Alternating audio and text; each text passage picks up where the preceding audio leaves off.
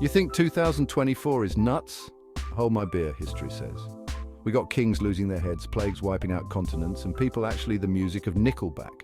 But some stories, they're so bananas you gotta laugh. Like Australia, 1932. Get this, the enemy combatants were giant flightless birds, and they, picture it, Western Australia. Farmers, right? Tough as nails. But after World War I, wheat prices tanked. Enter the emus, thousands of them, hungry as heck. These feathered fellas, they love wheat, so they ate the crops. And the farmers, not happy. They're talking destroyed livelihoods, man.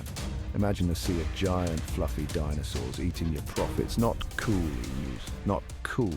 Farmers go to the government like, help, we got emu problems. These giant birds are wreaking havoc on our crops and we can't keep up. The emus are everywhere and they're destroying everything in their path. The farmers are desperate, their livelihoods are at stake, and they need a solution fast. The government, probably bored and looking for a way to utilize their resources, decides, hey, we got these machine guns just lying around. Why not put them to use? They see an opportunity to solve the farmers' problem and maybe have a bit of an adventure. Thus began the Great Emu War. Yes, really, the Australian government declared war on emus.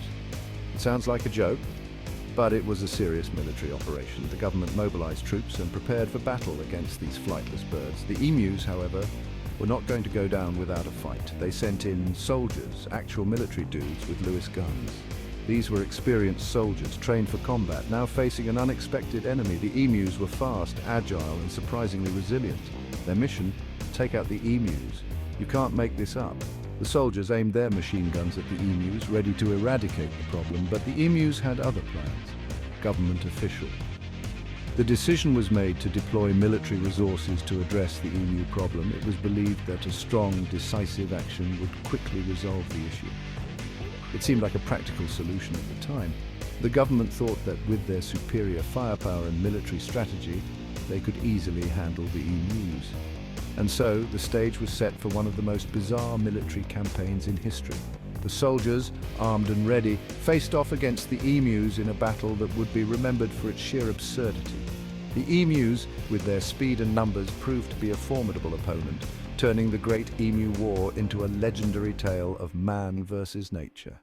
Section 4, Epic Fail. Emus 1, Humans 0. This is one of the most bizarre and hilarious chapters in military history. Here's where it gets really funny. You see, the emus weren't just any ordinary birds. They had a knack for making the soldiers' lives incredibly difficult. Emus, turns out, are surprisingly hard to shoot. Their erratic movements and speed made them elusive targets. They're fast, they're agile, they're basically feathered tanks. Imagine trying to hit a moving target that can run up to 50 kilometers per hour. The soldiers opened fire. Emus scatter. The scene was chaotic, with bullets flying everywhere but rarely hitting their mark. Some get hit, sure, but most? They're like, nice try, mate, and just keep on trucking. It was almost as if the emus were mocking the soldiers. It was a total debacle. The soldiers were left scratching their heads, wondering how they could be outsmarted by birds. One soldier even described the emus as using the tactics of guerrilla warfare. Guerrilla warfare. Can you believe it?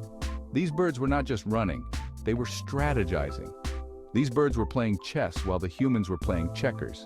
The emus seemed to anticipate the soldiers' moves, always staying one step ahead. It was a humbling experience for the military, to say the least. Section 5, Machine guns versus feathers. You can't make this stuff up. Imagine the scene, right? It's the early 1930s and Australia is facing an unexpected enemy.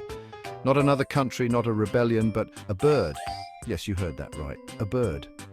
Soldiers in full gear sweating under the Australian sun, firing these massive guns. The emus, meanwhile, are just chilling, eating wheat, occasionally dodging bullets like it's a game.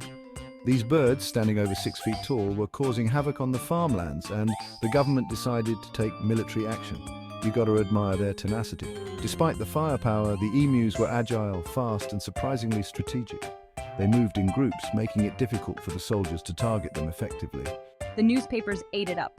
Reporters couldn't get enough of this bizarre war. Headlines like "Emus win first round" were splashed across the front pages, and "Feathered foe outwits army" became the talk of the town. The whole world was laughing. It was a spectacle, a comedy of errors that captured global attention. Except maybe the Australian government. They were not amused. The failure was a blow to their pride, and it highlighted the absurdity of the situation.